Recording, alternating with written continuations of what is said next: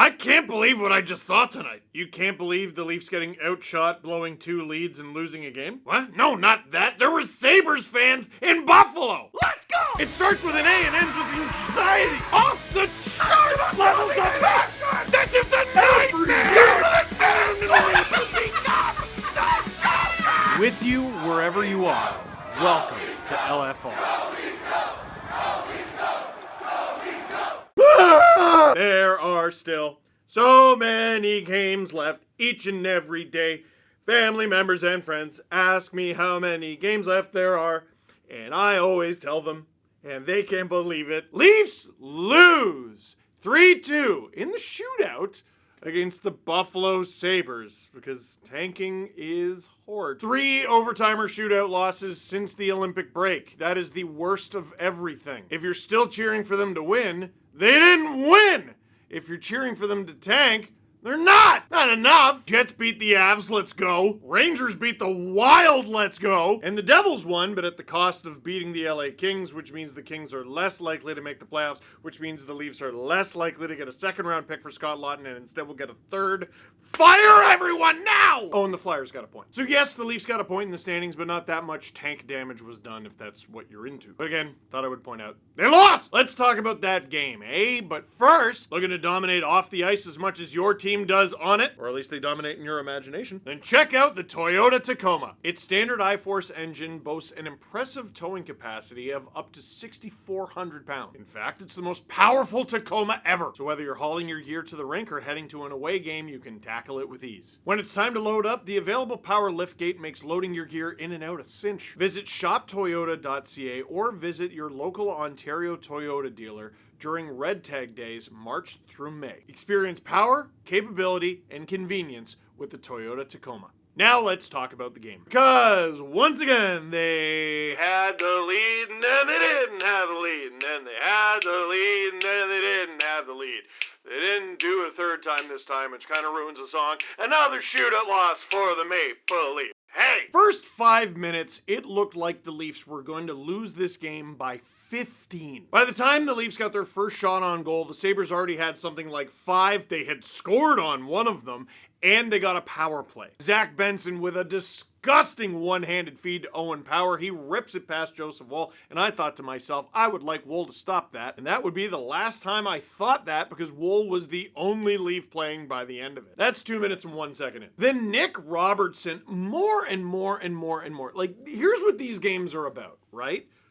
They're not good. We know this. But you are looking for, like, hey, who should be on the team next year? That's why you want to give these young guys a try. Jacob Quillen, let's see. Bo Grew, let's see. I know he's 26. That's not necessarily a young guy for the NHL, but he's good, isn't he? But it doesn't just have to be a new guy. Take an old guy, who's still kind of a young guy, but he's been here a while, and let's see, because you could trade him. Nick Robertson, right now, is not playing like a player I want to trade. The kid is still only 24. He'll be 25 by the time next season starts. And even though the Leafs have been awful since the Olympic break, Robertson has been dogged on the puck every single shift. He doesn't take a shift off. And that is how the Leafs tied the game here. It was his dogged play on the puck and a turnover from Luke Schenn that got the puck to Dakota Joshua, who rips it. A quarter of his goals this season have come in this building, and the Leafs have tied it. Robertson with the assist. Robertson is not far away from having career highs in literally everything. He's played 63 games. His career high is 69. Focus. He's got 13 goals. He had 15 last year. He's running out of time, but there's time. He's got 15 assists. That's career high. He's got 28 points.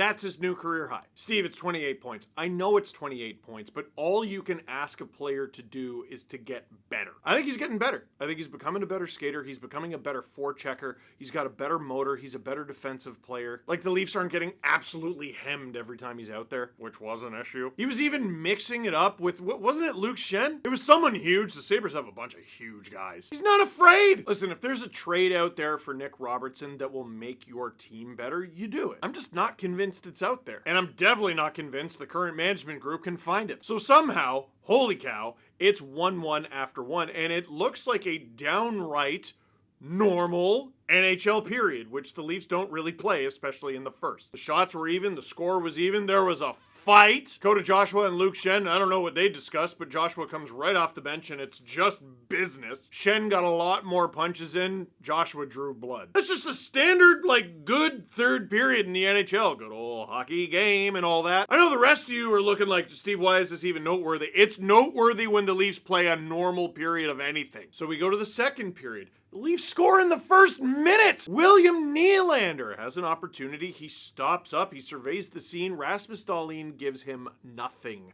Nothing to pass through, and he finds the nothing. Max Domi makes no mistake, and you better not, because of that pass. Look at Domi's reaction. Whoa, whoa, oh my gosh, genuinely disgusted. Domi is a playmaker by trade, so that reaction is better than anything else he could have given you. Domi hits double digits in goals for his first time as a Leaf. I know. But he did.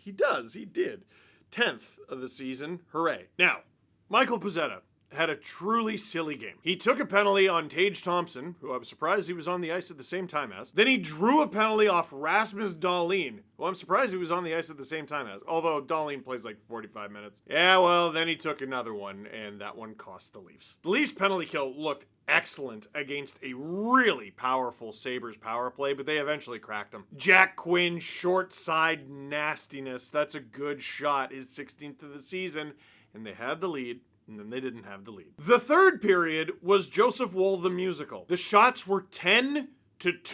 Outside of a couple rushes where it's uh-oh. No, the Sabres just kicked them up and down the ice. It was bad. And then towards the end of the third period, it got even worse because the Sabres, who are in a battle for the division lead, are do we force it, or do we just sort of get the point and then worry about the rest later? And that's kind of what they did. And it went to overtime, which was awful. The only part that would have been, it would have been the moment of the season potentially. Joseph Woll makes a save and then nearly sets up Easton Cowan for a breakaway OT winner. Do you understand Joseph Woll would have had over 30 saves in a win and a primary assist on the OT winner? It would have been the most deserving belt ever, but of course it doesn't go in. Leafs go to the shootout. Do you care? Alex Tuck, that was nasty. That was really nasty. Easton Cowan scored. I like that. That was fun. But Tuck won it. Boo, hiss. Boo. They get a point and they lose. That's great. That's great. Questions. From Rocket Man, he tweeted a picture of this. Can I explain this bit? This is my favorite bit. The Leafs have lost a lot this season, and to make me feel better, Rocket Man tweets this image at me every single time the Leafs lose. It's of an old tweet from a guy named Dave Staples, who used to cover the Oilers and now does whatever the hell, suggesting a way to speed up bathroom times at Oilers games was to pee in the sink. The tweet reads, "The urinal needed to solve lineups at Rogers Place. Fast, efficient, keep your eyes in the sky, do your biz. Sick of hearing about this." And the response from Hot Oilers Takes is, "That's for hand washing, David." Every Leafs loss, I'm upset. Every Leafs game, I forget about this bit. Every Leafs game, I check my mentions. And every game, I laugh. Anyway, don't pee in the sink. Hi, Steve. There's been a lot of bad news around the Leafs lately. Do you have any good news to share? You deserve good things. Yeah, my son got to play at the intermission of an Oshawa Generals game, and that was awesome. His agent thinks he did really well. That's a lie. I'm his agent. No, he's 5. He had a lot of fun. I had a lot of fun.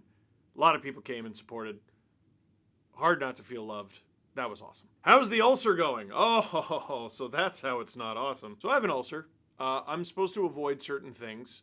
The one that I went 10 days without coffee, and I decided I can't do that. But because of that, I got to be a good boy about everything else. And the hardest one, tomatoes, tomato sauce.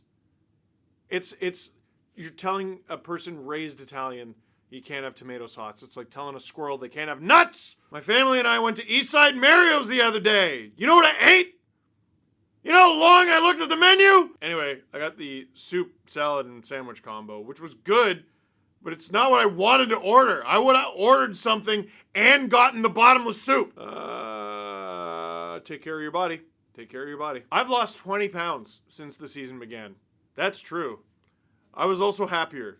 It's better. Life is better when you can just muck an entire bag. Just muck an entire bag in one sitting. Don't even get up from the couch of jalapeno cheddar Doritos. Oh my God. I'm there right now. In my mind's eye, I'm there right now. I'm 3/4 of the way through the bag. My hands are crusted over. My hands have like an orange scale to them with like little green bits in it, like a reptile. And I just go, oh, wow.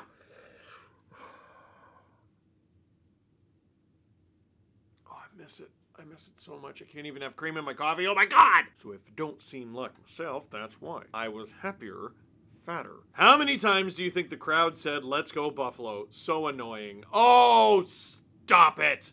Hey, listen.